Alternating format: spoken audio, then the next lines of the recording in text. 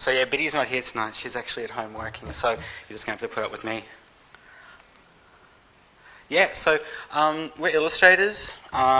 We mainly work in the music industry. We make posters. We didn't make those posters, but we made these ones. We do all this stuff for Pop Frenzy Records here in Sydney.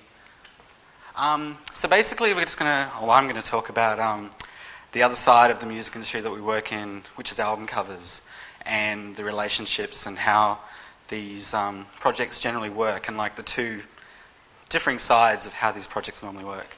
So this is the first album cover that Biddy worked on. This is for Youth Group, and there's the album cover for Skeleton Jar and the Shadowland single.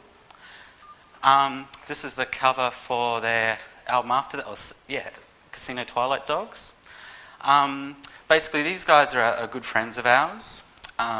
This album was recorded overseas, and basically the artwork's sort of a reflection of them being away. And they had a lot of really good references too, like they were staying in LA, a lot of Mexican poster artwork. Toby, the singer, was sending back to Biddy as references. And these are some of the internals from that. Houses on fire and piñatas, flames and moths. So to continue on with the youth group, like when Biddy and I started working together as WEBUYYOURKIDS, we had the chance to do the cover for their last album, The Night Is Yours, and this is the American release of the album. And basically we again, there was a lot of freedom with what we were doing. The band had they trusted us to do what we thought was going to work best. And so we were actually at the launch party for the album, and it was on this big icebreaker that's sort of moored in a bay in the harbour. And when they were playing the gig, there was this massive electrical storm in the background as the band played. So we kind of used that as a reference for this.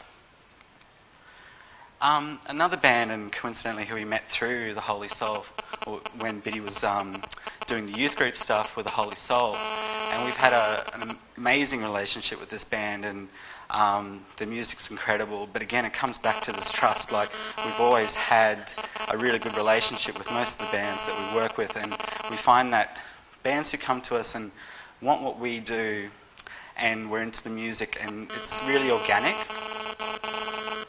So this is the second album, the first album. That last image was their first EP, and that image there is actually made by Gareth Lydiard of the Drones. And Biddy laid that out. This is the last Holy Soul album, which is called Damn You Ra. The other good thing about the Holy Soul stuff is that it's got a real, it's got a bit of a bummer vibe about it. It's a little bit negative and whatnot, but at the same time a little bit playful, like... Sorry. Whoops. It's a bummer. So yeah, like the dude with the eye patch has got a fly in his whiskey, and the lady up the top, she's not having a good day, and you just want to have yeah. So yeah, I'm going to show you some sketches throughout some of these things as well. So these are basically what we showed the band when we first started, and a lot of it sort of stems from Playboys. And originally what we were going to do was sort of scatter all of these different advertisements for like funeral services and stuff like that. We'd give it a little bit of a comic edge, but we kind of toned that down for the finished artwork, which is this. We're really happy with how that came out, and the band didn't hate it, so that's always good. So, and we also get to do heaps of posters for these guys as well. I think if you go to our site, hands down, we've done more posters for the Holy Soul than any other band. And again, as well as the bummer, negative angle, we get to do some more sort of psychedelic and metaphysical kind of works with them as well. They do a lot of stuff with Damo Suzuki, the singer from Can, who comes and does these tours, gets a backing band, and they just make up all these improv sets at different venues. It's amazing if you ever get a chance. The last poster here kind of leads into the next body work that I'm going to show you, and lately we've been really sort of influenced by Japanese poster design from like the 50s through the 70s. So this is an album cover we just made for a band called The Laurels, and yeah, really, again, happy with how this turned out, but again, coming back to the trust. So the guys were really keen for us to sort of listen to the album and see what we came up with, and we sort of pitched this idea to them, and they were into it without having seen anything, and so we came up with these images. These are some of the internals and the disc. That's the back cover, and that is the right way up. And again, the album's called Mesozoic, and if you Google Mesozoic, this kind of really relates back to the album title. And yeah, this is kind of a direction that we're going to keep going in for a little while as well, a little bit more minimal and a little bit more abstract. And basically, this is how the whole thing started out, just really rough pencil sketches, but kind of the idea's already there, and it's just a matter of, you know, getting it all on the computer and working it all up. So these are some of the things that we put in front of the band. And as you can see, like the smoking guy is not too far off from what the actual album cover turned out like. And these were the 3 comps that we gave the band. So basically, they chose the smoking man, but we had to get rid of the cigarette, which is totally fair enough. And then, yeah, we reworked the one on the right, and that became the under the tray artwork. Okay, so going from those sort of straightforward, in a sense, projects, we go into something like the artwork that we made for Paul Dempsey. Basically, we worked with Paul for about 12, 14 months on his album, and that was singles and merch and a video clip. So for the first single, we went from a meeting where we sort of discussed ideas and a concept, and the general concept was going to be like science fiction book covers. So from pencil sketches, we worked these up for the single artwork, and we hadn't really nailed a style yet. So we presented Paul with way too many comps, and he picked that one, which turned into that one.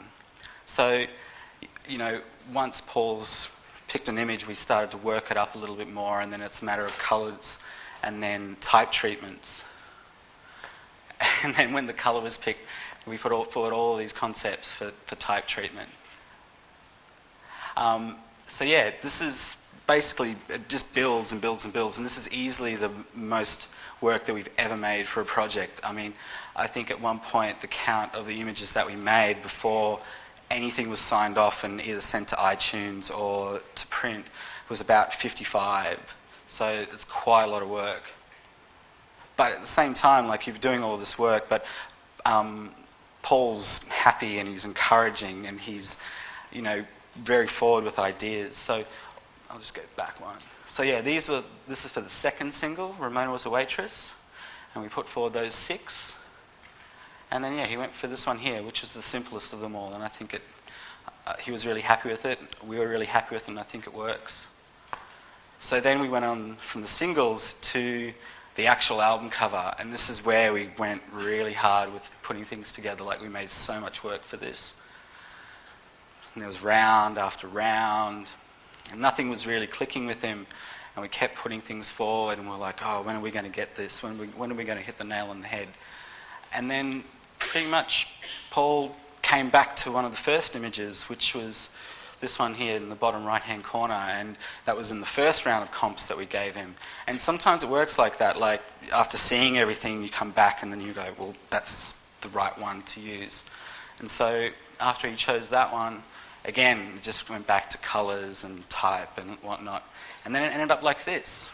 And again, the beautiful thing about all of the work that we made is none of it actually went to waste, because right at the end of that album cycle, we got to make a video clip for him, and we worked with the amazing Sydney animators, Mighty Nice.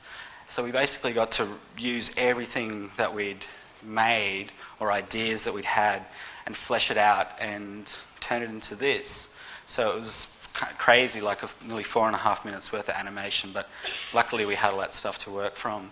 And I think that's about me. I just thank you so much for your time. I just thought I'd show you a little bit of what we do and a bit of the work that goes into it as well. So thank you so much.